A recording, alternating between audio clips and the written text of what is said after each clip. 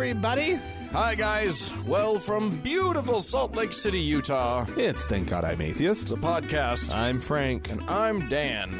And coming up today, we're going to be talking about... Well, we're going to be responding to an email that we received from one of you dear listeners. And we're going to be talking a bit more about this idea of privilege and cultural appropriation. Cultural appropriation, man. And, It's a hot button issue. Ooh. All the kids are talking about it right Sizzling now. hot. So Yeah. we're gonna settle everything for good permanently. We're going to completely solve This is it. the issue. This is the conversation right here. From now on, you won't have to worry about it. Anytime anybody has any questions, you It's can just done. refer them to us. Yeah, it'll be done. Done. That's coming up in the second half of the show. What do you?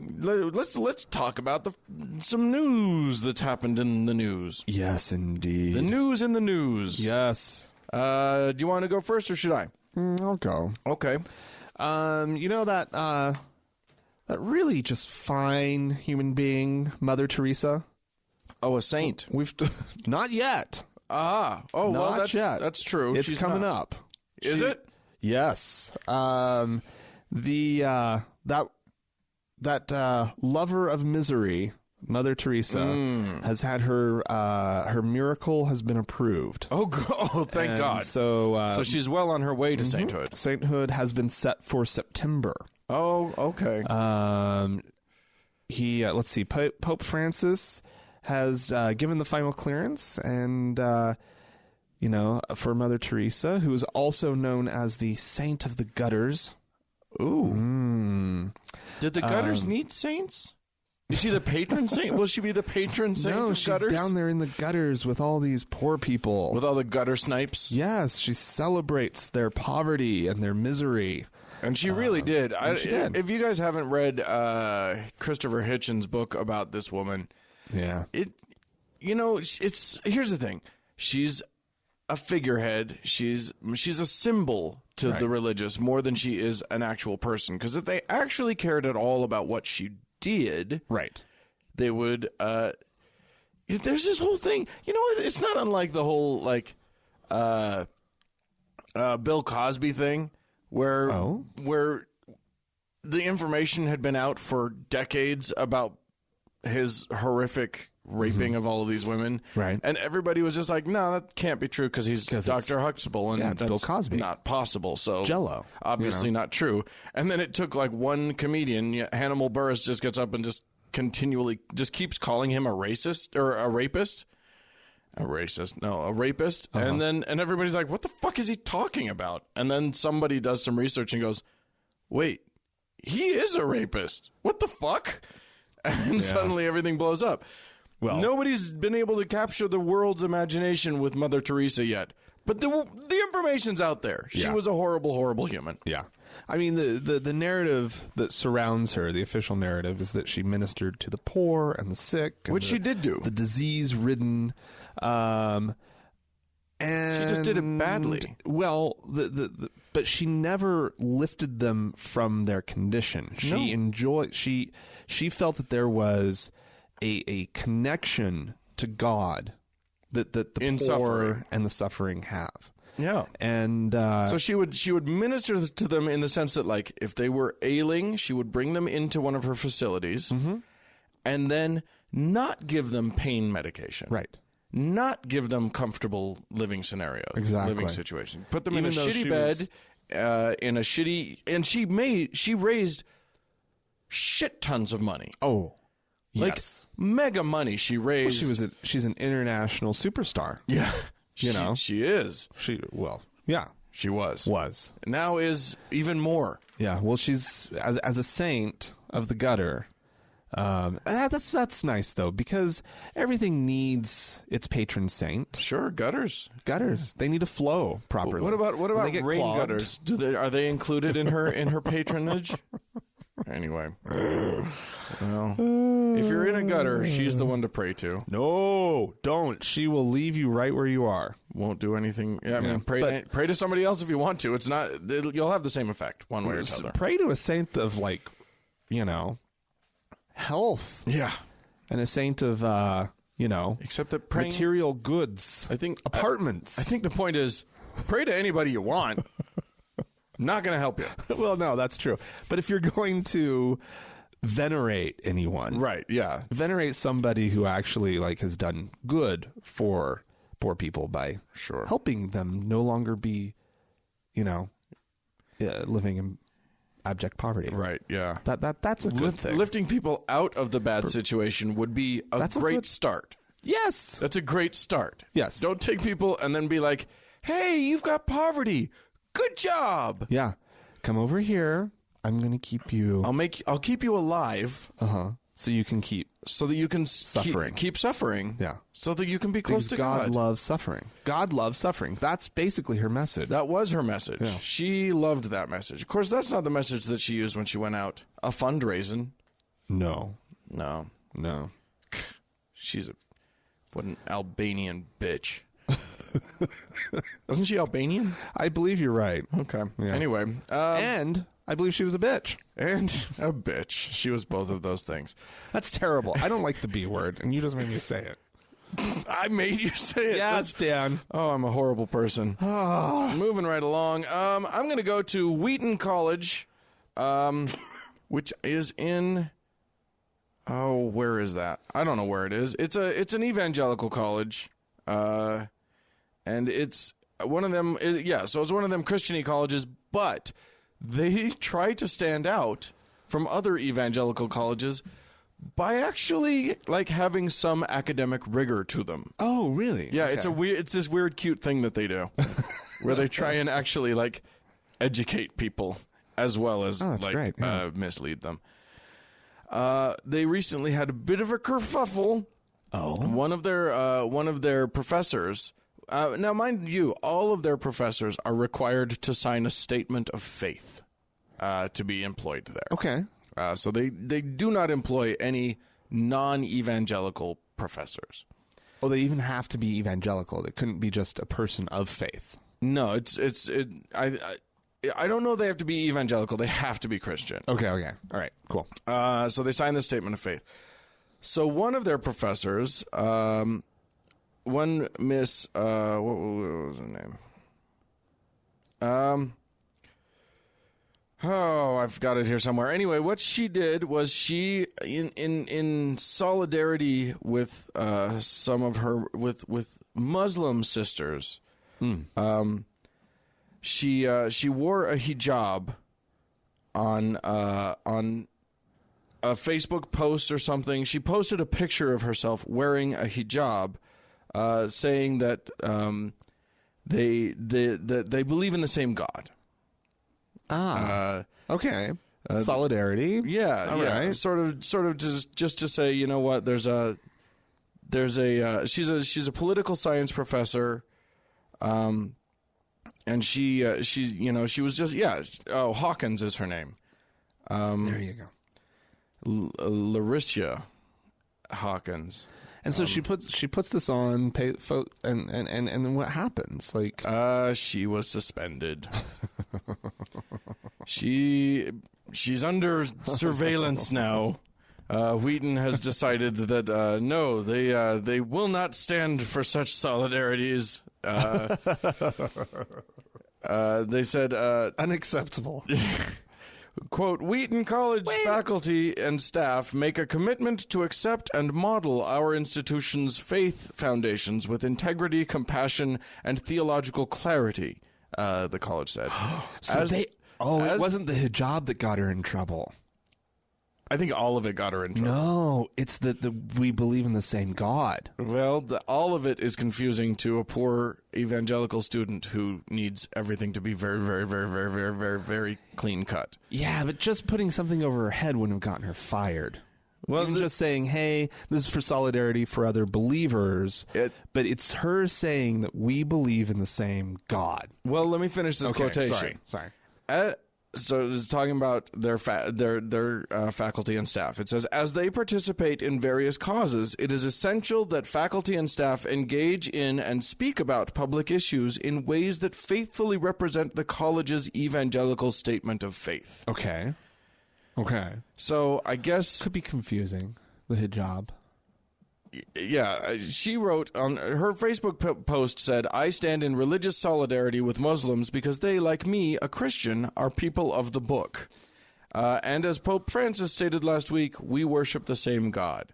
Boy, she's just all over the map. Well, I mean, She's citing Pope Francis. I know. She thinks that's going to get her off. That's legitimate. I just think it's amazing to me that something as innocuous, like that statement, is about as innocuous as you can get. Yeah. It's so harmless. I wonder what she had done or said or, prior to this. Like, this is not this woman's first offense. No, I think they it saw might be. her already as something of either a rabble rouser or just she didn't quite fit with their community very well. And this just gave them the perfect out. Or it could be that this was a response on her part to something else that was happening. Could be, yeah. In the thing. I feel like the story must be deeper than just this one thing. Or else they were so incensed by this theological statement that she made, right, that they believe in the same God. How dare you say that this that awful Islamic God, that terrorist God, he's God, the terrorist God. Yes, we don't believe in him. That terrorist God of brown people, by the way. Right, and she is of I don't know what her ethnic heritage is, but she's of a brown persuasion. I think she's black, but it's hard to see. But nonetheless, how dare you say that that's the same God, the same white and wonderful, peaceful, peace-loving, non-terroristic God? I wonder if it would have made a difference if she was white rather than a person of color. Because I'll tell you what, a person of color in a hijab has a different visual effect especially on bigoted white folk. Well, a white woman in a hijab just looks like she might be a tourist. Right. She could, I mean, she could be Audrey Hepburn in the back of a convertible. You don't know. She's worried about her hair. Yeah, That's all. She's just trying to keep it from. Do you know how much she's trying to keep her coiffure in order, and also she's okay with the Muslims. So stupid. So this isn't maybe the best transition, but I want to talk about this story that I read. It's actually it was a thought-provoking story more than anything. Yeah. Which is, so this was in the Washington Post, and the headline says, "Burying the Infamous, How Killers from San Bernardino to Columbine Are Quietly Laid to Rest." And I think... burying. Burying. Anyway, go on. I'm with you now. I thought we were like burying infamous information. No. The infamous people, killers, actually terrorists, burying folks, people who hit the headlines because they shot something up. Right. I can imagine that. Their funerals could be mobbed or whatever. Well, what they are is usually done in secret, in the middle of the night. They're announced only to, immediate family. Immediate family. Right. Because really nobody else wants to hold any kind of memorial service for these people. But this is a story that pops up every once in a while. And it's really quite interesting because... well, in the case of the San Bernardino killers, they had to find a graveyard, that would actually take them. Yeah, right. Because what you don't want as a cemetery owner is people picketing a grave in your cemetery. It's supposed to be a place of respect, and if people are outraged by a person in there, that could be problematic. Absolutely. And so they had to find another cemetery somewhere that was, it's undisclosed. Yeah. All of these cases that this article talked about, they're undisclosed cemeteries that for whatever reason were willing to lay that person to rest. Sure.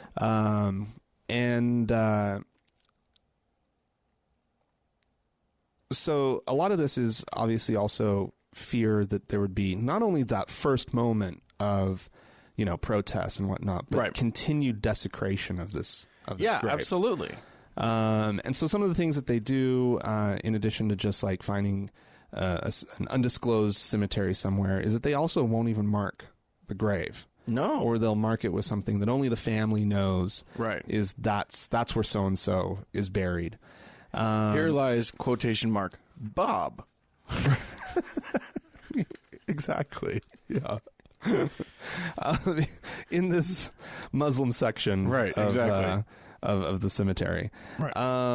But the story also goes in and talks about the instance of Dylan Klebold, right? The Columbine high school shooter, one of them, right? And I guess they were able to find in a minister in their area who was willing to actually hold a funeral for him. He was sort of a liberal-minded Lutheran pastor. Agreed to do the service. Only a few people, of course, showed up to the ceremony. But the thing that he did, because of course, with any service, the pastor gets up and says some words, and he decided to focus in on the story, an Old Testament story of Absalom, King David's rebel son, who took part in a revolt and was killed. Yeah. Who doesn't remember that story? We all remember very famous story from the Bible. But the idea is these services, they're not about memorializing this dead person who did awful things. They're about trying to give their survivors some kind of closure. Yeah. But I maintain that all funerals are for the survivors. Oh, they're clearly for the survivors. They're not for the person's dead. Right. They're not participating really. Which does make it a little tricky. Yeah. Right, because you do want to give the parents and the family something that they want, right? Yeah. To hear, but at the same time, they know that there's sort of an element of like shadow. Good luck getting closure on this bad boy. Have fun with that. I don't think the funeral's going to do it, kids. Yeah, it is. But it raised this really interesting thing in my mind, which was this: that there's cemetery operator after cemetery operator after funeral home operator, after funeral home operator, who says, nope, not in a million years. And then it takes this like one special person apparently to just say, you know what, I get that this is logistics that we're talking about here. Right. You've got a body and it needs to go somewhere. Well, I'll tell you who, this is America. Right. The person who takes it is the one who's like, sure, I'll take it. Cost you triple. Yeah, you're probably right. That's what happens. Yeah, you're probably absolutely right. If I'm going to deal with all of the bullshit that might come from this, you're going to pay me extra. Well, and to be honest, I do think that if I had a loved one who went off and performed some sort of atrocity like this, I would definitely cremate the person so as to not... I believe in cremation, period. I think it's the more responsible choice. But nonetheless, I think that's the way to go. Do we have potter's fields here in the U.S.? Like where like those were like where the poor couldn't afford it and the unknown bodies go. I think there still are unmarked grave sites. I don't know about mass graves, because wasn't that kind of the idea behind a potter's field? I'm not sure. I don't know. I may be wrong about that. Anyway, but yeah, weren't the poor typically just buried in one big open pit? Find a thing to chuck them into, and like if you couldn't afford a proper burial, right? But what's interesting is, I guess, with the case of these two from San Bernardino, is Muslims don't cremate.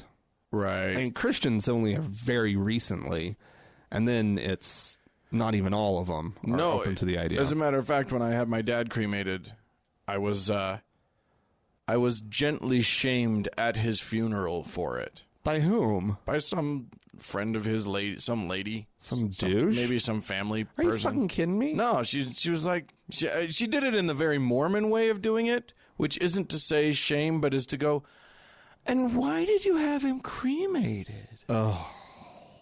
And I was just like, oh. Fuck you. Right. This is at the services? Yeah, at the actual thing. I was like, oh, you fucking bitch. But I didn't say that. You should have. I should have. I should have been like, well, because that's my decision to make, not yours, bitch. How about that? And then she'd have her answer. Right. As to why you did. Right. Because you're an asshole. Evil dick. That's why. Yeah. Anywho, yeah, it was more just something to think, like, that got me thinking. Sure. Because this is not to say that I have any sympathy for these pieces of shit, right? But their families. I got sympathy for their families. I do have sympathy for. And I want them to be able to move on. Yeah.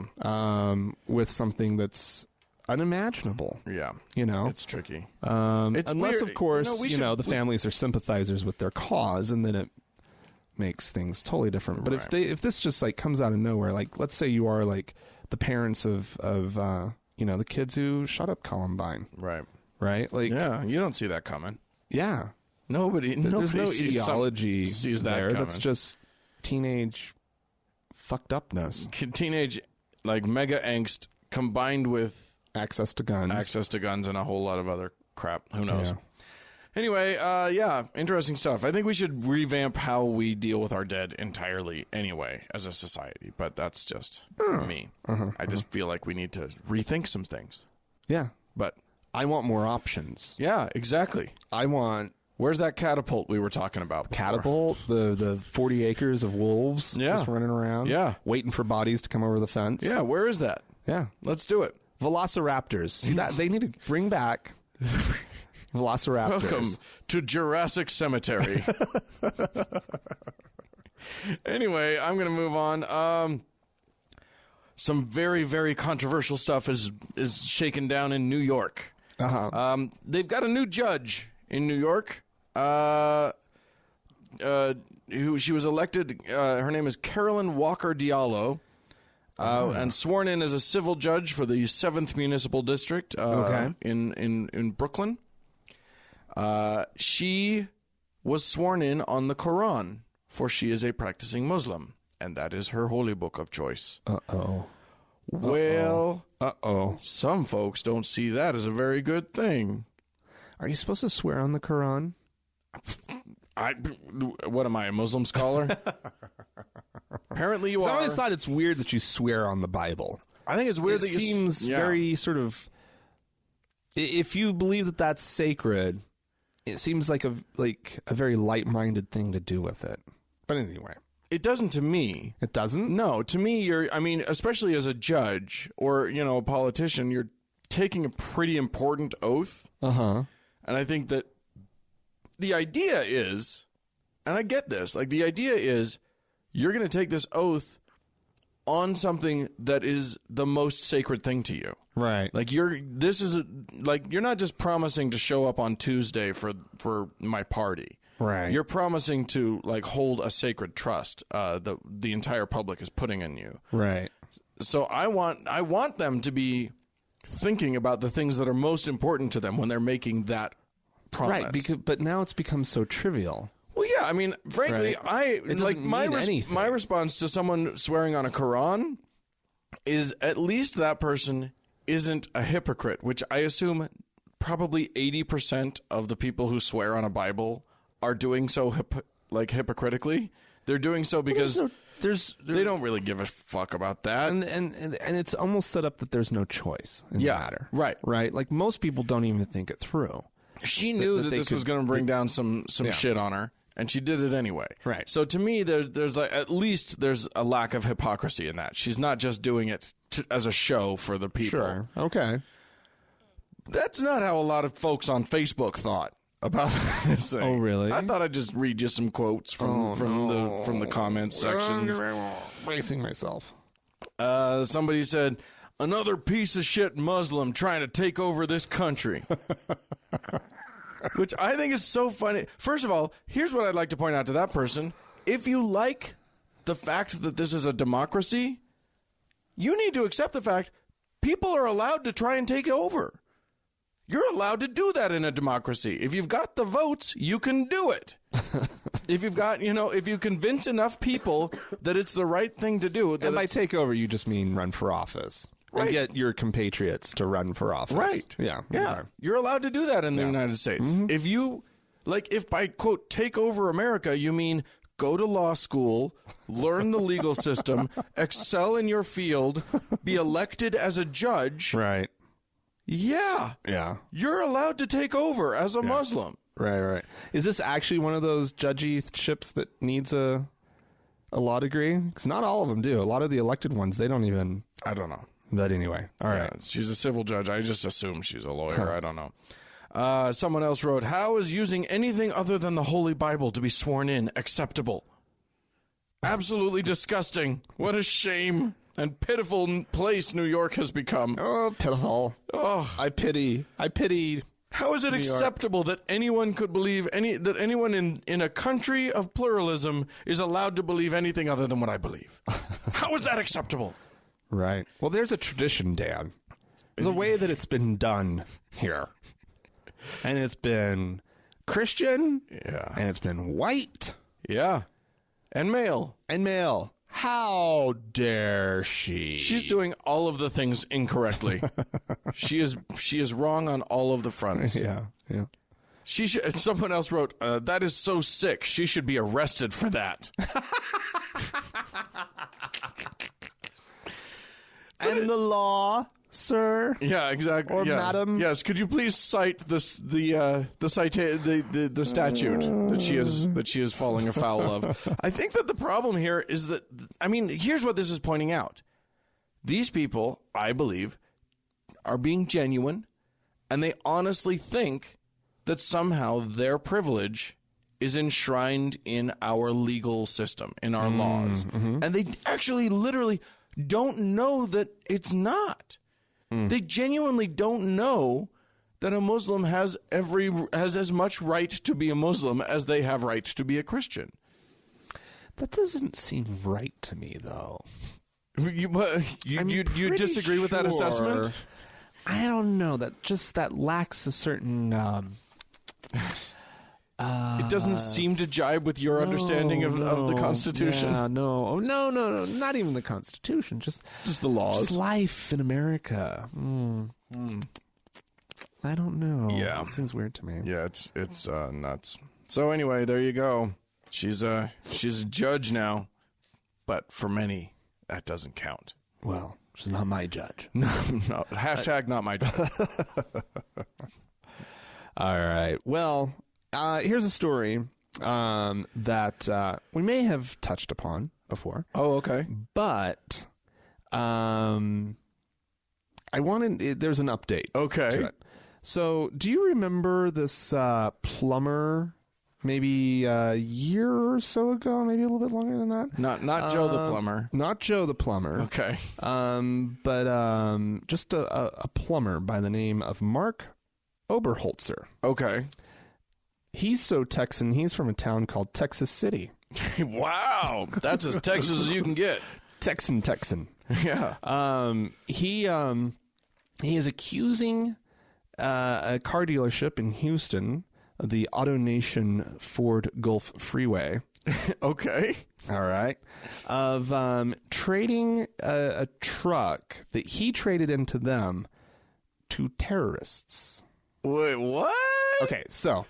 There was, he went into the dealership in 2013 and traded in his F-250. Sure. For a new pickup, right? As right. we do. Yeah. And he left on the side the decals, Mark 1 Plumbing, and then his phone number. Right? I do remember something about this. Okay, right. And he was told at the time by the salesman that to not worry about taking off the decal, because I guess he had started to like kind of scratch at it and take it off, and he was like, no, don't, we'll take care of that. We're going to resell it. We're going to take care of that. Well, nobody took care of it, and it got sold apparently or transferred in some way to ISIS militants because it showed up in a video. Right. I remember this. Oh my God. Yeah. Okay. So this video, this still from that I'm looking at, shows a militant in the back in the bed of the truck. Yeah, they've mounted a machine gun. Machine gun. They've mounted it to the like the fifth wheel thing. Like this is some big 50 millimeter or something or other. Yeah. Right? Like that's a big ass machine gun. I think it's taken down some shit. Well, anyway, it's like in a recruiting video. And there in the video, plain as day, is his phone number. Right, is Mark 1 Plumbing. And so this poor guy right here gets accused of being an ISIS sympathizer. Oh, he got some unhappy phone calls from that. Apparently, he's received well over 1,000 angry phone calls from people. Yeah. So he's suing the dealership. Texans don't love when your shit shows up in an ISIS video. Especially not Texan. $1 million he's suing. Yeah, I mean, I don't know. Does he have a case? Maybe. Here? I mean, if they actually assured him that they would take that off, like under normal circumstances. If they don't, it's like, no harm done. Maybe your business actually gets a few extra phone calls. Yeah, right. But if it ends up in, like, Syria and people are shooting out of it. Right. It does seem like a mild liability thing. You want that off. Because if that truck's also driving around like an idiot or gets in an accident, does a hit and run, right? There's the name of your business with your phone number on it, and you're getting the call and being accused of X, Y, and Z. so no matter what, is our takeaway from this? You want that thing taken off. Take off your decals before you sell your truck, people. That's the main takeaway here. Well, I don't know. Then again, if he gets that $1 million, then maybe that's not the takeaway. But the odds that your pickup is going to be traded off and go, what's the supply line? That's what's blowing my mind here is like they don't have used pickups in Syria? They probably don't have a lot of Ford F-250s, and we know those are good trucks. That's a fine truck right there. I don't care if you're a Chevy guy. I don't care what you say. That's a good truck. I mean, things that you can mount that serious of a gun in the back of. Yeah. You know, like how many, what is that, a 3/4 ton truck, the 250? What is that? It's a big truck. It's a big truck. It's double an F-150. Almost. No, not quite. Not quite. That's 100 more. I'm doing truck math. In truck math, it's double. I think you just lost some people right there, Dan. What are you suggesting? That truck? I'm suggesting that math works differently on trucks than it does on regular in the world. I don't know that that's true. Anyway, isn't that a trip? I think we need to. You got yourself a business model right there. If you can, you just. I mean, it's just a supply chain thing. Yeah. If you can start snatching up good used U.S. vehicles and sending them off to ISIS, they're well funded. You could make a fortune. And does this? And I'm stealing a line a little bit here from the article, but does this? How does this relate to the old adage that no publicity is bad publicity? Yeah, I think we may have discovered where that line is drawn. We may have found that line. I'm going to take us to Virginia. Where there's been a kerfuffle, and here's another kerfuffle. Yes, there's kerfuffle. Wow, we should call ourselves kerfuffleful episode. We should call ourselves the Kerfuffle Report. Welcome to the Kerfuffle Report with Frank and Dan. In Virginia, now I am reading this off of a website called conservativefiringline.com. So their take on it is going to be slightly different than our take. But I'm going to say this. They may have a point here. Okay. I'll throw it out there, and then we'll discuss whether or not they have a point. Tell me the details. Their article starts with, where's the ACLU or the Freedom from Religion Foundation when you really need them? Oh, boy. Here's what happened. Okay. A a school district is now defending an assignment that was required of students that's had the students copy some Arabic calligraphy, very fancy Arabic calligraphy. Okay. Much more intricate than the standard squiggles that you see in Arabic. Right. I do like calling Arabic squiggles. I don't know why. It just looks like squiggles to me. Anyway, turns out that if you translate these particular squiggles, Yeah, well, you've got the phrase, "There's no God but Allah. yeah. Muhammad is a messenger of Allah." I've got news for you. About 75% of the squiggles all say that. They all say that. Or something akin to that. Right. So apparently this particular faith in schools story is riling the right instead of the left. Yeah. Which is interesting considering the fact that if they were transcribing something that said, "For God so loved the world that he gave his only begotten son," I'm guessing they would have no problem with that. Right. So, I mean, it is something I think that maybe the ACLU should be a little pissed off about, even though now apparently they didn't tell the kids what the phrase meant. They just asked them to do a copy of it. And More insidious. Right. That's even. Well, what's funny is that in order to get sinister. in order to get too mad about this, you have to somehow believe in the magical thinking that writing something in a language you don't understand might make it so. Wait, did these kids just convert to Islam? All of them. Every last one of them is now they're a terrorist. They need to be rebaptized. They've been radicalized. Yeah. Oh, boy. I just think it's so weird. Like, you've got an entire language of words, and you choose that phrase. Well, here's the deal. It's like you're begging someone to get mad at you. Right. But first of all, the teacher had no clue. Probably they just found a piece of Arabic script That was pretty. But my understanding, don't they do that big calligraphy thing? Isn't that mainly part of religious expression? I'm sure it is. Because the whole thing is they don't do pictorial representations of God, right? Right. And so they do a big, pretty, like, flowery calligraphy thing for anything related to that God. says something about God. Nevertheless, I just think, you know what?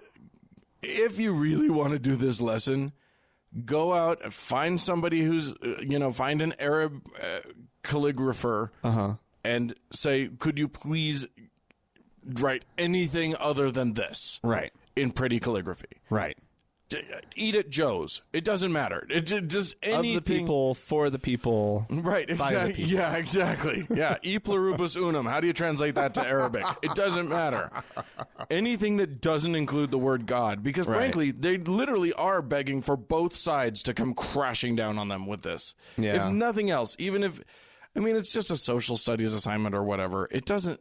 I'm not really outraged by this. Yeah, I'm not too outraged. I'm actually not outraged. But I will say, because here's it's the deal. wildly stupid. There is a certain amount of, it is wildly stupid.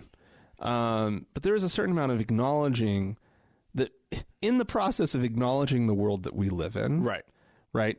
You do have to acknowledge that there is a religion at the center of a lot of international turmoil right now. Well, but also religion at the center of a lot of culture. Right. Like, you can't teach art history. Exactly. And just skip the Last Supper because it got Jesus in it. Exactly. And so there does have to be a little bit of space here.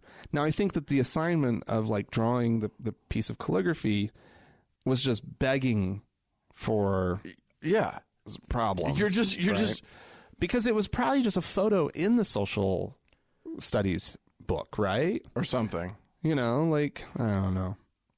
It's funny Hey, because why don't you draw this picture right the here? example that they gave, I mean, I'm guessing that some outraged parent was just sort of uploaded their kid's assignment or whatever. I'm turning it around so that Frank can see, but the example that kid sucked at mimicking this Arabic. I mean, it's very, very intense stuff, but still, that kid did a shit job of that. And that kid's going to flunk art Poor for sure. kid. Anyway. Did they actually hand out like calligraphy pens? No, so that they're they could just do this properly? Doing it in pencil. Yeah. Well, if you have anything that you'd like to say about this or any of the stories that we've talked about today, please do, dear listener. You can write to us, podcast at thankgodimatheist.com. Or you can leave us a voicemail message. The telephone number is 424-666-8442. Sure. Go to the Facebook page, facebook.com/TGIAtheist. And while you're on Facebook, search for the TGIA Members Only Lounge. It's a closed group. You have to request to join it, and you have to be let in. And then you have to pray that I will get to you eventually. Prayer. All right. We're going to hear, 'tis the season. So we'll just let old Robertson, Or Patty Robinson. Patty Robinson, the baseball player. No, Robertson. Yes. He will now tell do us his thing. all about Christmas. Well, Christmas all over again. The Grinch is trying to steal our holiday. It's been so beautiful. The nation comes together. We sing Christmas carols. We give gifts to each other. We have lighted trees, and it's just a beautiful thing. Atheists don't like our happiness. They don't want you to be happy. They want you to be miserable. They're miserable, so they want you to be miserable. So they want to steal your holiday away from you. I want their happiness? Yeah, you don't want them to be happy. Oh, I want to steal their happiness. Yes, you Grinch you. Oh, you no. Grinchy Grinch. Yeah, of course you do. No. You just want to swipe it away. They're having fun over there, and I'm miserable over here. They need to be miserable, too. I do love that not how it argument. works. I love that argument. It's just... It's such a willful straw man to what we're trying to do. Because most atheists that I know participate in Christmas in some way. Well, yeah, that's what's going on. We were all raised with it. It's cultural. It's part of our thing. All we want is for the government not to say we're all Christians. I participate in most all of the holidays. Yeah, that are sort of. That I'm surrounded by. Do you have an Easter thing? No, but that's not something that really surrounds you. But if I had kids, I'd probably do an Easter egg hunt. And get them a little candy and whatnot. Yeah, sure. Like, why not? There is a secular side to it. Right. Not a very, I think it's funny. A large part of it that's secular, but it's there. I think it's funny that Pat Robertson's own show actually ran a segment about how the pilgrims... The puritanical pilgrims refused to celebrate Christmas. Yeah. They thought it was bullshit. It is bullshit. They thought it was like anti-Christian because and they would point out that there's no evidence for when Jesus was born. We don't know when he was born. Right. And we don't know. And, these were all, as atheists love to point out to Christians, these were all, traditions in Druidic and Celtic pagan traditions, and they were just stolen by the Christians. Oh yeah, so it's good fun. Yeah, exactly. It is good fun. It's not us trying to take it away from you. We're not trying to take away the fun. We like the fun. Yeah, we're just trying to celebrate our way without you guys trying to tell us we have to be Christian. That's the main thing. Yeah, no, absolutely. Anywho, we've had some folks write into us. You remember, Frank? And then call into us as well. Yeah. You remember that we talked a little bit about schools in the UK in the UK, and they were we talked about faith schools and how there's a significant number of faith schools in the UK or of the publicly funded schools in the UK. Yeah, and this was news to me. I had never heard of faith this before. schools. We also heard and we talked about how RE or religious education is required in British primary schools, I think, and maybe up through other later schooling. We got one email from Alexandra who said, "Hey guys, just a mini fact check for you from a Brit. RE, religious education, in England is not based on the Anglican faith. Do you know what a Sikh is? Well, yes, I know you do. But I would say that 95% of Americans don't even know this religion exists. But I do, and all British kids do, because in RE class, you learn about all the religions. In fact, it's a history class. Nothing could be more secular, nor disabuse children that these are legitimate faiths than learning in depth about every major and many minor world religions. So don't panic. Brits are still completely better than the U.S. Well... I didn't know that's what we were going that road. Well, I will have to politely disagree with you. Brits are only mostly better than the U.S. No. We also got an email from the Mad Humanist, who I believe has his own podcast, which you're all welcome to check out. Dear Frank and Dan, in your last episode, you talked about faith schools in the UK. It is indeed true that for historical reasons, many of our state-funded schools are run by churches, especially the Anglican and Catholic churches. These schools are generally regarded as better by most parents, although research by the British Humanist Association suggests that this is misleading and that the schools are just getting disproportionately middle-class children. That's interesting. Yeah. That's probably the case. Also, although British people are generally do not believe in God, they have a ridiculously rosy picture of religion. My first two schools were such state-funded Catholic schools. There was a lot of talking about religion actually in the school. Every Monday morning, the headmaster would say, "And who of you was on Calvary yesterday?"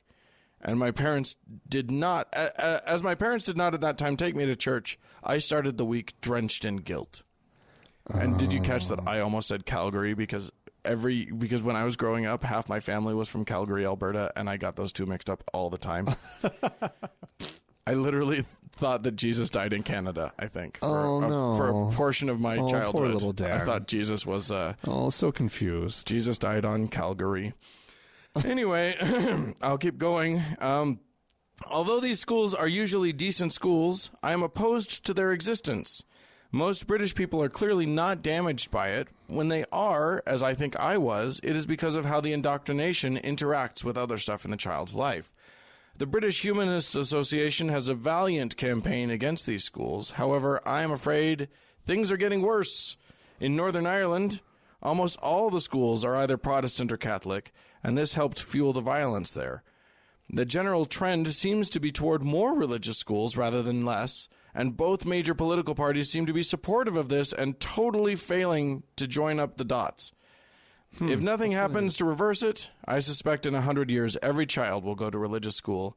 Go to the religious schools that most matches their identity. So there you go, harrowing tales from that so religious place of the United Kingdom. It's just ironic more than anything. It is ironic. It's true. Did we have a voicemail we want to play? We do, and this comes to us from Susan. Hi, Frank and Dan. I love your podcast. My name is Susan, and I'm from El Paso, Texas, which is right here on the border by Ciudad Juarez. When I listened to your podcast and got the new ad, I guess I figured that I understood more Spanish than I do. So I wasn't sure if he was trying to sell me a phone, a car, or a baby rabbit. Because the ad went on and on and on. And I could have sworn they talked about baby rabbits. So anyway, just thought I'd let you know. Bye. Well, that brings up a good point. And thank you, Susan, for the call. It does bring up a good point. To all of our friends in Ciudad Juarez, hola! Who are listening to us right now.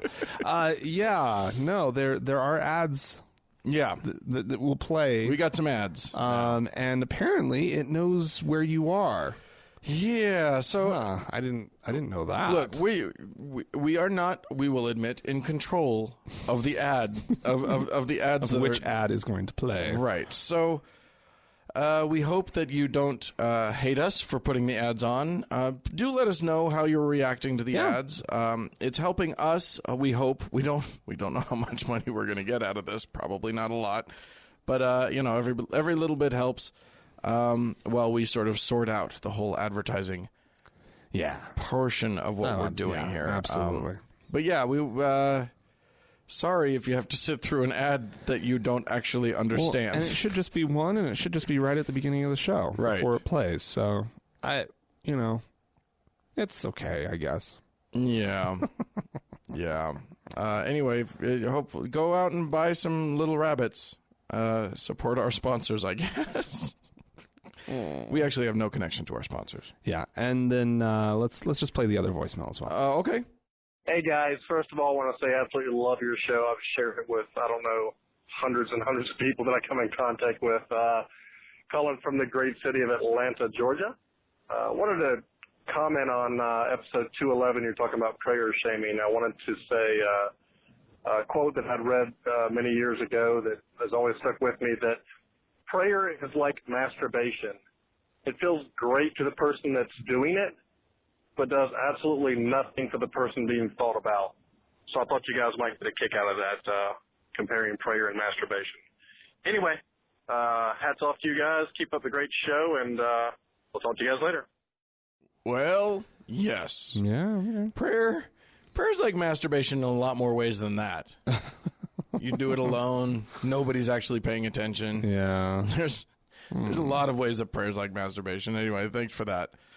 But down in Hotlanta, he also brings up a very good point, which is if you like us, and we hope you do, wouldn't hurt to tell some folks. Share us. Be nice to share us. Sharing is caring. Yeah, sure. We got one more email. All right. This is from Jacob. Frank and Dan, I've been out of the atheist closet for about a year now, but I've been peeking out for a while before that. However, I live in the Bible Belt. I'm in the U.S. military, and I'm married to a very Christian lady. These things combined can make it incredibly hard to relate to the people around you if you're a non-believer. As I'm sure you both know, when you feel like you can't be your true self around others, it can get quite lonely. However, I want you both to know that because of TGIA, I didn't feel quite as alone. I found solace in your podcast several years ago, and through those years, it's the only one that I've continued to listen to.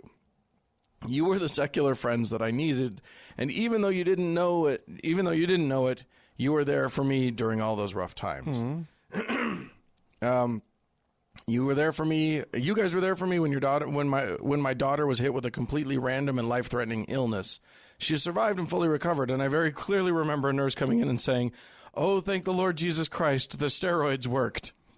That's a peach, isn't it? You guys were there when I told my wife that I'm a non-believer. This didn't necessarily go so well, but all is fine for now. You guys were there when I told my family. Turns out my brother is an agnostic Buddhist, but didn't tell anyone, and my parents just said, "Okay, cool, do your thing, we love you." On a side note, I realize how lucky I am on that one, and I'm so very grateful. These days, I have several friends with whom I can speak openly and honestly about religion. I no longer hide my lack of religious belief. I'm teaching my daughter to question everything. I've recently been hired for a job in equal opportunity, where I get to fight the good fight against religion and other discrimination, obviously, in the workplace. Fantastic. Thank you 1,000 times over for all that you've done and continue to do on the podcast. I want you to know that I probably wouldn't be in as good a place as I am now if I didn't have your podcast to both support and hasten my escape from religion. Well, that's amazing. That's really nice. Yeah, I normally don't read that kind of an email because it sounds like we're just sort of tooting our horns or something like that. But it's such an appreciated thing. I'm very glad that we can be there for people. Yeah, in that's whatever lovely. way we can. That's really, really nice. We have some new donors that we need to thank. I'm going to start by thanking Jillian, who very kindly gave us a one-time donation on PayPal. And you can talk to us about what's happening on Patreon. We have 6 new patrons on Patreon. Okay. Liz, Emily, Denzel, Peter, David, and Rachel. Oh, my gosh, you guys. Thank you so much. It's amazing. We are so appreciative of all of the help that we receive from our listeners. It goes a long way. So thank you so much, you guys. You are the best. And if any of the rest of you want to be the best, you can do so by going to thankgodimatheist.com and clicking on the Patreon link. Absolutely. There. All right. So we're going to go to the one more email that's going to launch into our final conversation. Ah, interesting. Yes, indeed. This is from Adrian from France. France. Yes, we do have some listeners international. We are an international program. We are. A show for the masses around the world. May we. And beyond. Oh. I'm pretty sure the space station, they listen to us. That's supposed to be French. It was just a noise. Hi, Frank and Dan. I'm writing to you because I feel quite weird about the cultural appropriation issue. Well, I feel quite weird about me not being able to say that word. Yeah, Dan. Get on that. I have a hard time with the whole concept. I would like to say first that I am French and live in France, and I have not heard much about cultural appropriation in a French context. Obviously, the social context is quite different here. And he says, note, I am a white cis male. Okay. We have all the details. We do. I get that really offensive stuff is offensive. Blackface, for instance, is a rude reminder of segregation era, and I get that dressing as a black slave is wildly inappropriate, to say the least. But from everything I hear, it looks like anything that I could do that is not strictly white culture, and he says in parentheses, is that even a thing, is cultural appropriation. Ooh. It feels like there's an assumption of bad intentions and would offend, and it will always be perceived as an attempt to oppress, no matter the amount of precautions and marks of respect one demonstrates. Here's an example. I used to be a big fan of Japanese manga and anime. I went to Japan for a couple of months a while ago, and I purchased a yukata, which is a summer kimono. Under the cultural appropriation rules, am I even allowed to do that? I don't want to offend anyone. I just like how it looks, and I like Japanese culture. And obviously, I would not pretend to know it at all. Here's another example. I discovered recently a band called The Boss Hoss. It's a German band that do country music. I get that there is no particular oppression of Americans by Germans or vice versa, but how is that not cultural appropriation in some way? Does it mean that only U.S. citizens are allowed to do country music? I don't think anybody should be allowed to do country music. As a humanist, I want to live in a world without cultural boundaries, where people are appreciated and respected for who they are. I see group cultures as a way to create us versus an us versus them narrative. I don't mean that group culture shouldn't exist, but the you are not a part of the group and you get to use elements of our culture approach seems very divisive and goes against my humanist principles. I would love to hear your opinion on this issue. Thanks for the great show, Adrian. All right. Well, thank you, Adrian. Thanks for writing in and for getting us into what will inevitably be a lot of hot water. No. Well, yeah, I guess we should start with the preface that says that we are two white guys. White males. And so... Both cisgender. Yes. You are gay. So I'm gay, so there's a little something there. But not much. But, we don't have a lot to go on here. At least as far as like personal experience. As far as our background, right. And speaking, as members of a specific group. Right. Whose culture is appropriated, right? Exactly. I think so. So with that caveat in mind, and we do want to be very clear that we understand that we are not exactly the right people to be talking about this. We have limited personal perspective, right? On it. Yes, and so we don't have an experiential way of talking about this, but we can speak about it from our understanding of the issue, right? And all we're intending to do here is open the dialogue. We want to open the conversation, and we invite anyone else who has something to add to be a part of this conversation. Absolutely, whether it's questioning us on some of the things that we're asserting, or correcting things that we might misstate, whatever. Sure. We want to hear it all. Right. We're not intending to be, contrary to what I said at the beginning of the show, this is the opposite of us presenting ourselves as experts on this at all. No. But we'll take some stabs and see where we go. Yeah. Well, Adrian asked the question, and he asks us this question. Right. So. And it's a really good question. Cultural. So we got.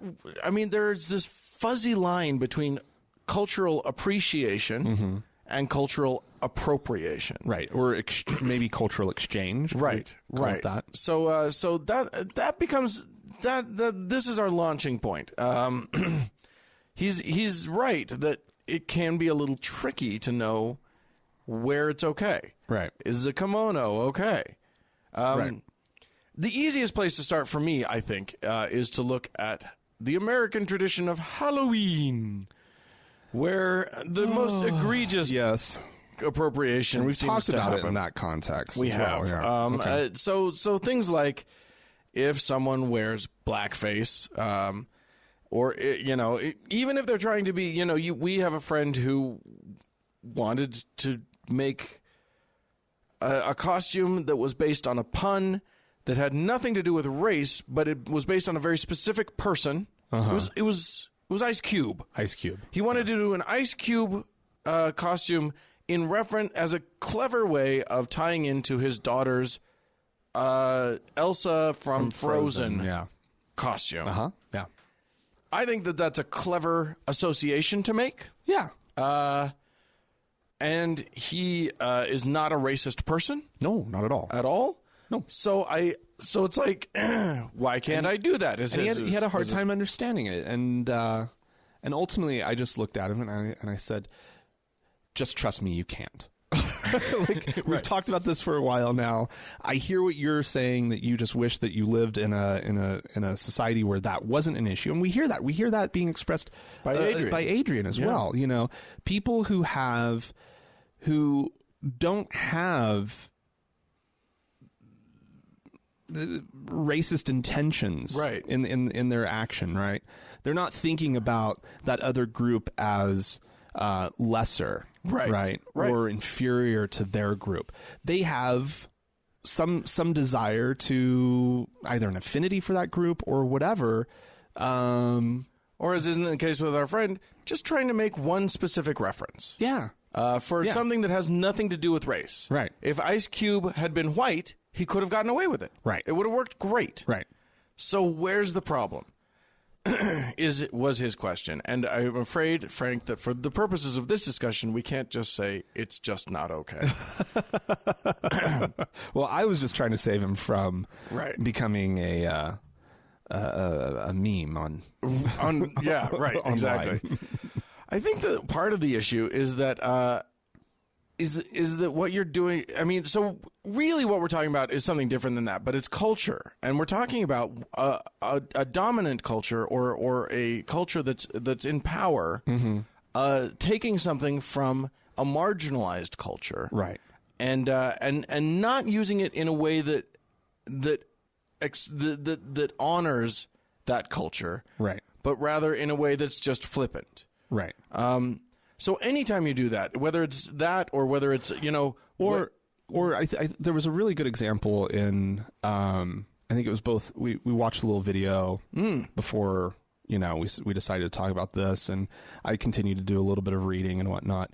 And it's an example that kept coming up in the different articles and it had to do with specifically African Americans and hairstyles. And so, like, the example's cornrows. Sure. Right?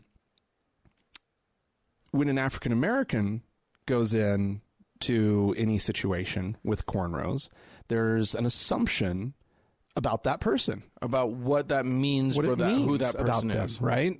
Is that appropriate for the workplace? Right. Is a question that their white bosses might end up asking them. Right. People have been fired for a hairstyle. Right.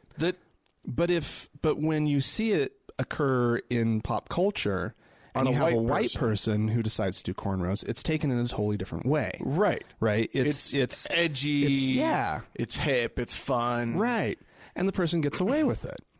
So Right. in that sense, and from a white perspective, it's hard to wrap your mind around that. Right. From a black perspective, if you see people, if someone has been fired for wearing a hairstyle, Right. and someone else wears that hairstyle, and everybody goes, "Oh, fun!" Right.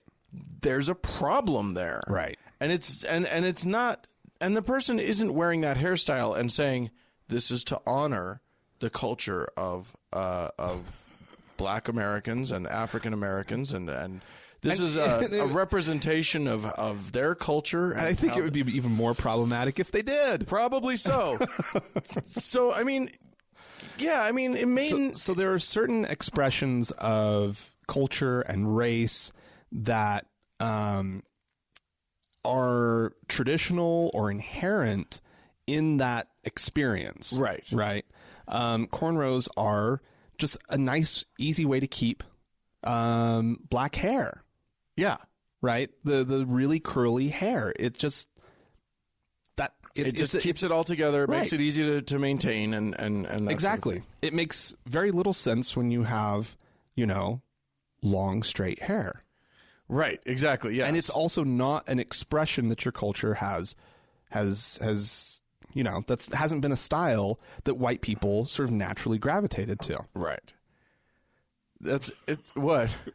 I don't know if that was phrased perfectly correctly. Oh, believe me, kids, if you're expecting us to phrase everything in a way that's actually good, we're just no. But We're going to say stuff you're going to have to forgive us for. Hear what I'm saying, please. Yeah, exactly. And so that was one example that I kind of sat back and kind of thought about, and it was like, okay, well, that makes a little bit of sense to me. Well, and you want to be able to say, but it's just a hairstyle.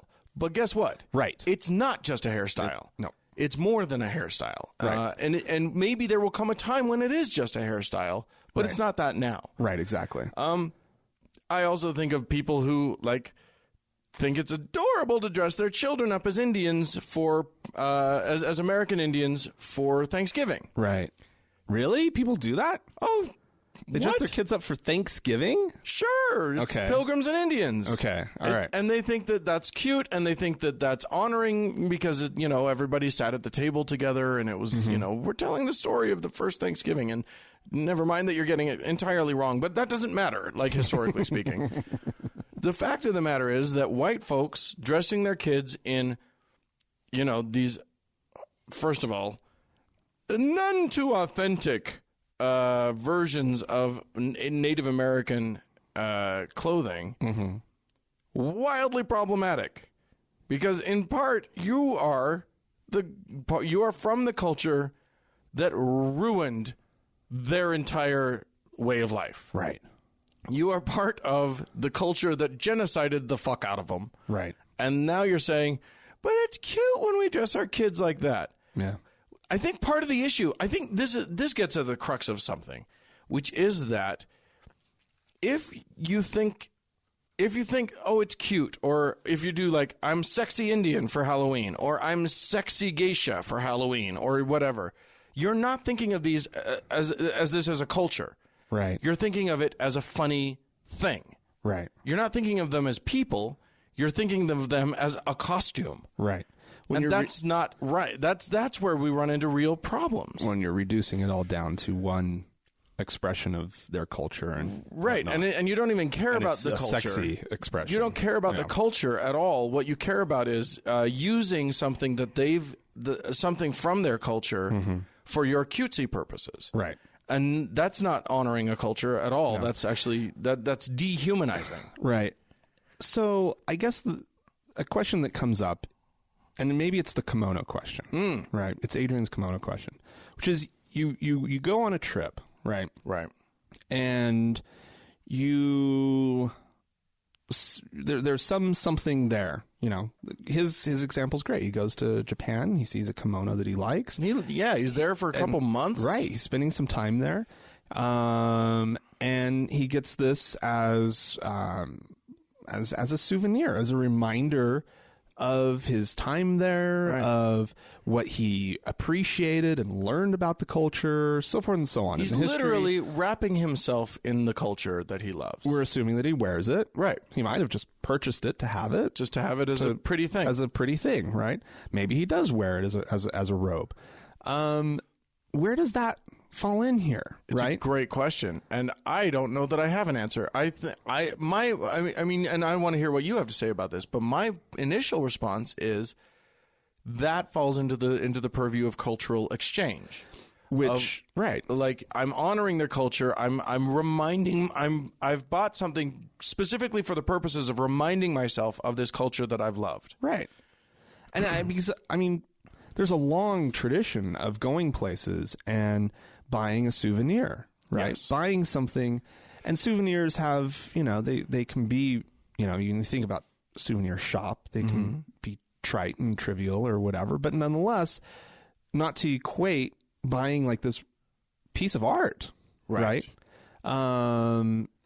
With something that's trite or trivial, but like I think that there's value in that. I think so I think too. that there's you're taking home something, as you felt a connection in that moment, and I think that that's a good thing. I think there needs to be exchange like that. But you need to watch what you're doing, because you need to understand the significance of the thing itself. Well, I wouldn't go parading around in it. No. But if it's your bathrobe, I don't think that there's any problem with that. And because it's a pretty bathrobe but you don't feel like when you put it on that you're now all of a sudden representing things that are Japanese. You're not making yourself Japanese. You're not buying into the culture. Right. Right. You're not and again, you're not parading around and doing Japanesey things. Right. Doing a little shuffle, and painting your face in a particular way and donning these things that start to become incredibly insensitive Right. about the other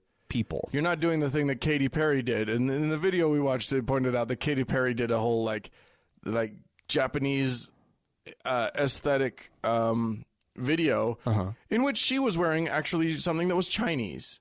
And then the other girls were all in Japanese, sort of like Right. almost geisha stuff. And like, that's the other thing. If you do have something of another culture, understand what it represents to them. Right. Know what that is. Right. If it's just a piece of clothing that they just wear every day, cool. You could probably even wear that if you thought it was cool. And Right. that's probably fine. But if it's something that's sacred to them, Right. might not be cool. Right. Or if it's something that's only worn on a specific occasion for a specific thing, and you start wearing that as fashion, Right. you're probably you're falling afoul of cultural appropriation. Right. And it's not like anybody can stop you. It's just a dick move. All we're talking about here is not being a dick. Right. There are no laws against cultural appropriation. You can do whatever you want in the U.S. anyway. Okay, then along the lines of souvenirs, Yeah. you go on a trip to Africa. Yeah.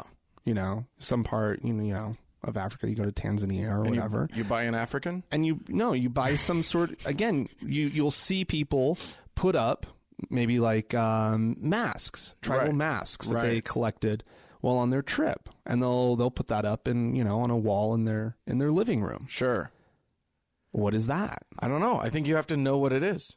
Okay. I think that the best way not to run afoul of being a dick is before you buy the mask, learn about it. Okay. Learn what it is.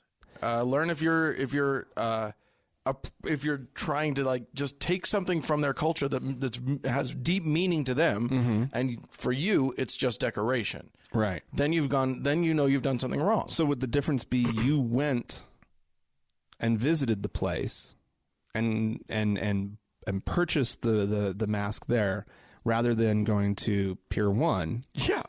and buying a knockoff that's mass produced and blah blah blah. Yeah, I think because that seems like a great example of that's somebody who is selling a knockoff cultural artifact. right.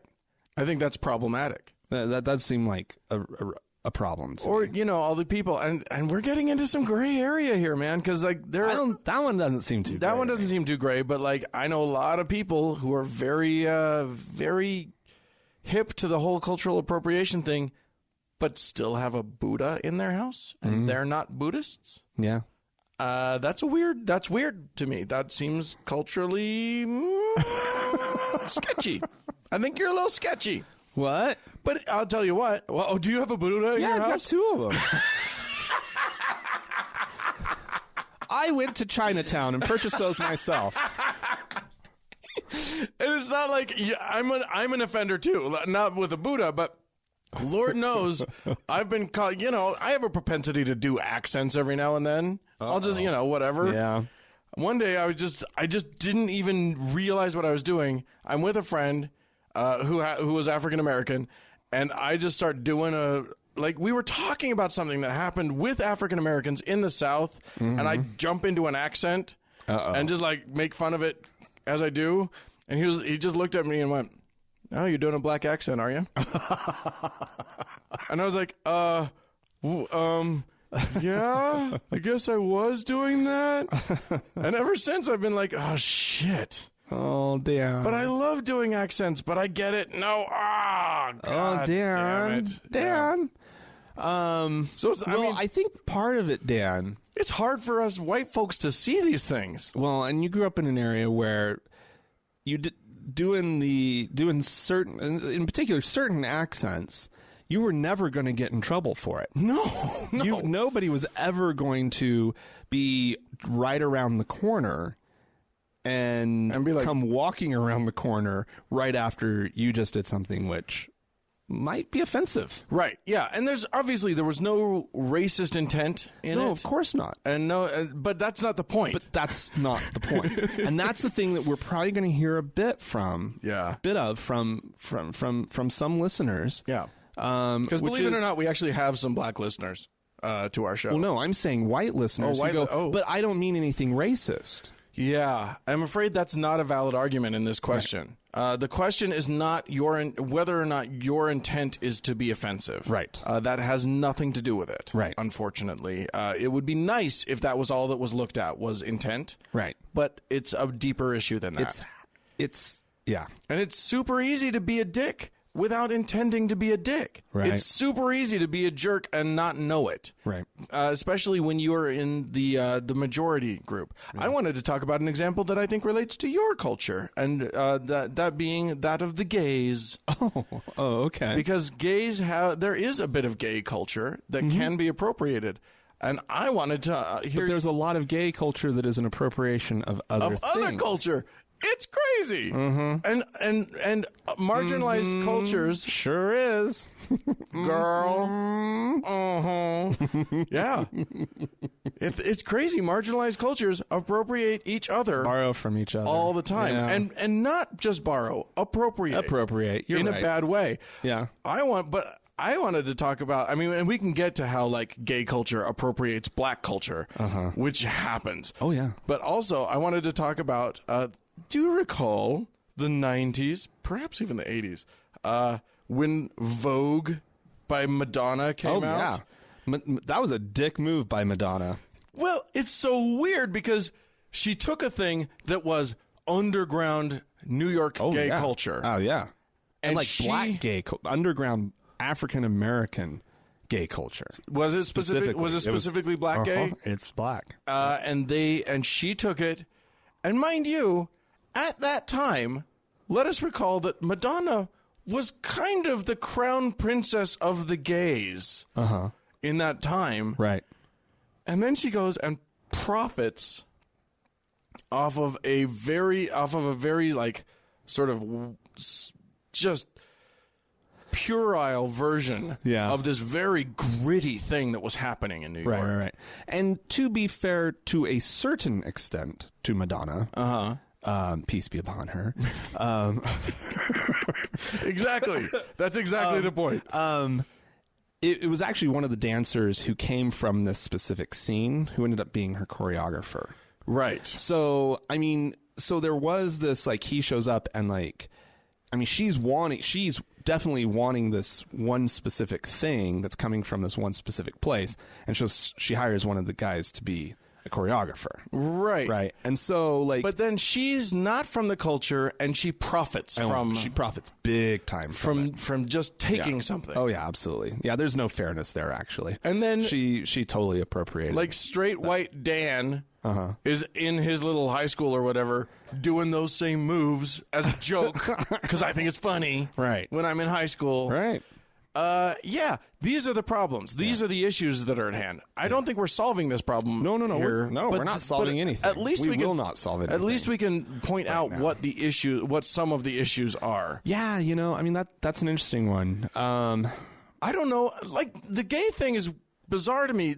I mean, yes, the appropriation of black culture seems completely egregious. It is. And then I see drag, and I don't know if that's appropriating sort of female culture. Like, I don't know where that line is drawn. I know. Well, the thing about what's interesting is you're talking about this Vogue thing.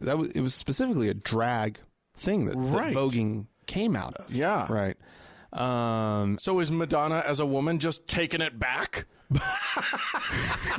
She's just stealing it back? She reappropriated it. She's like, give me that. Nope. You did it like a woman. It's mine.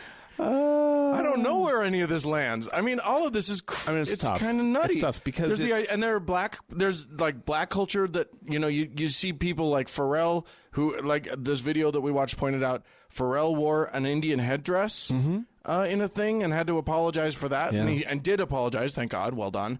Right. But also, like, black culture, I've seen music videos where, somebody's in a sari and it's all Indian and all that stuff, and she's African American, and it's like, it's a quagmire, man. Well, I mean, and it is. But it's about... It is. But I think that the crux of it is, it's about, are you honoring or are you taking something and not honoring it? Well, and one of the really big things here is groups that are in power versus groups that are not in power. And that's a huge thing. And so when it's white America, right, appropriating X, Y, or Z from any of the groups, any of the minority groups in this country, well, there's a serious problem there. Right. And a problem that white people aren't necessarily going to see. No, I know. That's the hard part. That's what's hard about this, is that we have to actually, like... You have to understand what your privilege means. We don't have experience that can teach this to us. We have to actually learn this intellectually. Right. Because our experience won't tell us this. You and I were talking, Frank, about Carnivale in Venice. Venice, yeah. Which is actually sort of roughly equivalent to Boxing Day in England, to the traditions of Boxing Day, actually, I realized. Really? Yeah, which is to do with... the poor taking on the roles of the rich, and the rich taking on the roles of the poor, and there's this sort of exchange there. Because the real cultural, I mean, like the one that I've always been really familiar with is Mardi Gras. Right. It's, I mean, they're this big mess of like. But anyway. But that's not to do with what we were talking about. You were talking about how in Carnivale in Venice there was this tradition. Why don't you explain what it is? Well, no, I mean part of the wealthy would dress up like the poor, and the poor would dress up as princes and whatnot. And this was a common thing that was going on during Carnivale. Right. It wasn't the only thing going on. And there was even a culture like they even participated in each other's cultures. There was a little bit of crossover, from my understanding of it.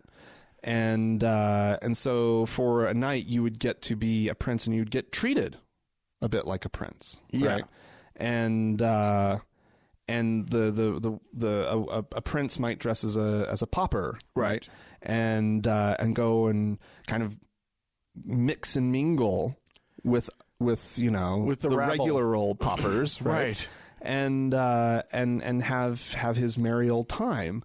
As look at me, right? And to some extent, like I can see some value in that. I can see some value, like perhaps these wealthy people got a little tiny glimpse into into something that Yeah, maybe. But also, I mean, like you were saying earlier, like if you're one of the peasants, with whom this prince is now mingling, it's not going to feel good. Yeah, it might feel a little strange. It's like if you're a wealthy person and poor people are dressing as you, and you know that there's no threat to you there, you look at that and you go, oh, that's adorable. Look at how cute they are. They're dressing like me. Right. They're dressing like a rich person. Right. Oh, I think they're doing so great. Good for them. Right. If you're a pauper and you see a wealthy person trying, ratty up some of their own shittiest clothes, or go out and buy some clothes to make look awful and maybe dirty their face or Put whatever, some soot on their face. Yeah. You're not going to think that's cute. Well, yeah. You're going to think that prince didn't show up hungry. No. Right. That Prince has never had the experience of cultural experience. Excuse me. Has no experience. No. Has nothing to draw upon to understand your day to day. Right. And I think that for me, I mean, I don't know what metaphors are going to hit for other people, but that hit for me because I can imagine myself being poor and seeing someone who doesn't understand your experience of the world at all and only sees outward shows of it and only understands the outwardness of it, come in and participate in the outwardness of it, and then walk away feeling great about themselves. Right. Maybe they gave away some presents while they were doing it or whatever. Right. And then they get to walk away thinking, I participated in that. I feel great. I understand it. And they don't. No. And there was no participation. There was just this small interaction with it. Right. And they walk away with no understanding, and they get to feel great about themselves. Right. That's not of any use to anyone in the marginalized group. That's just shitty. And and I think that's the point. The point is that the marginalized groups already have a shitty deal. They already get a shittier deal than the non-marginalized groups. So we don't need to make it any worse. I do want to go back to, and I don't know if this is just going to open up a whole new can of worms. Oh, or anything, dear. But back to the whole gay thing, because you were like, oh, you gays, you appropriated black people or black culture, blah, blah, blah. And you marched right on. Okay, yeah, we need to get so to it. I feel a little... I wasn't talking about you, by the way. I don't think I've ever seen you even come close to appropriating black culture. But what I do think is interesting, and so I started down this road of, well, it's power versus it's the powerful group versus the less powerful group. Right. Right. And so I think there was definitely a time in gay history, in sort of the gay American experience. Right. Where a fellow sort of put upon group was the African American community. Sure. And so I don't know how I feel about that crossover and that sort of that appropriation. Yeah. These were gay men getting through some pretty shitty stuff, and they were just trying to, and trying to find their own culture, trying to find out who they are as a group. And so there were black gays. There were black gays who were offering some very interesting culture at the time. And they I mean, this whole voguing thing and you should watch the documentary Paris is Burning if you want to know more about Vogue and where it comes from and that subculture. But nonetheless, I think it might be something that today's gay men need to re-examine. Yeah. If they are the still of that ilk of doing a lot of borrowing from African American culture, because while we're still not a fully recognized and protected group, right? I'm sorry, I don't have an experience that's anything like the African American experience. Right. I don't. And I think that's happening, actually. As a matter of fact, the only gay people that I still experience doing that sort of blackish gay thing are middle-aged.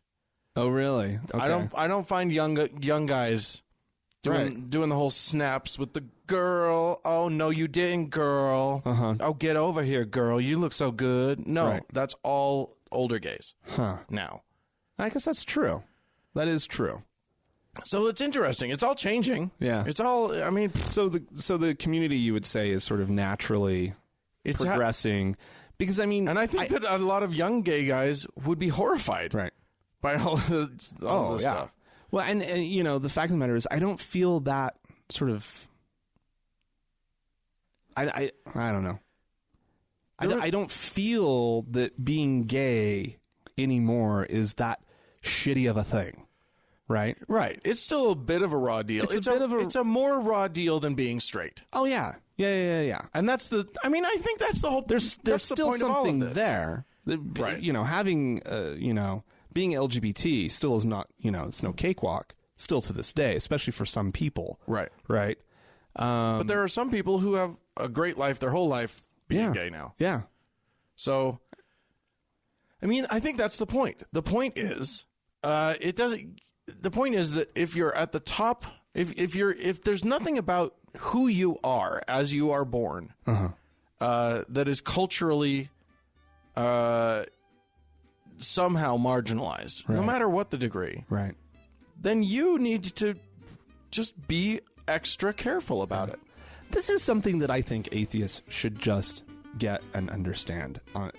Just come on, people. Yeah. You know, we are members of a group that is lacks power. Yeah.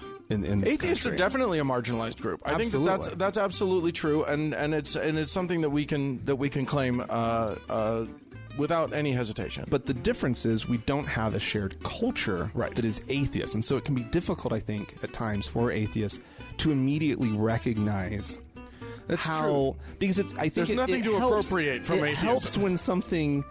This is phrased terribly, but I think it probably helps someone understand what cultural appropriation is when they are a member of a group that has had something appropriated from them. Right. Because you can see it, you feel it, it's visceral. Right. And there's no denying that it happened. Yeah, that doesn't work so much with atheism, unfortunately. No. There's nothing there. So, a guy like me, even though, I am part of a marginalized group, that being atheism, I got nothing else to draw on. This is all an intellectual discussion for me. Right. But it's still an important one, so I'm willing to have it. It's kind of a bullshit minority group. Ours? Atheism? God, we suck. Where's our culture? God, it's amazing. Oh, it's the worst. We're the shittiest of all of the marginalized groups. Anyway, if you have something you'd like to add to this conversation, and I'm guessing you do, please feel free to write to us. We'd love to hear from you. Podcast at thankgodimatheist.com. Or you can leave us a voicemail message. The telephone number is 424-666-8442. Right. Continue amongst yourselves this conversation on the Facebook page, facebook.com/TGIAtheist. And while you're on Facebook, search for the TGIA Members Only Lounge and request to join. Yep. We'll close group. We'll see you there. Thanks to Mackenzie for all of her hard work on the Facebook page. We sure appreciate that. And thanks to the Red Rock Hot Club for the use of your music. Fine gypsy jazz music. Indeed. And thank you, dear listener, for tuning in. We sure do appreciate it. Bye.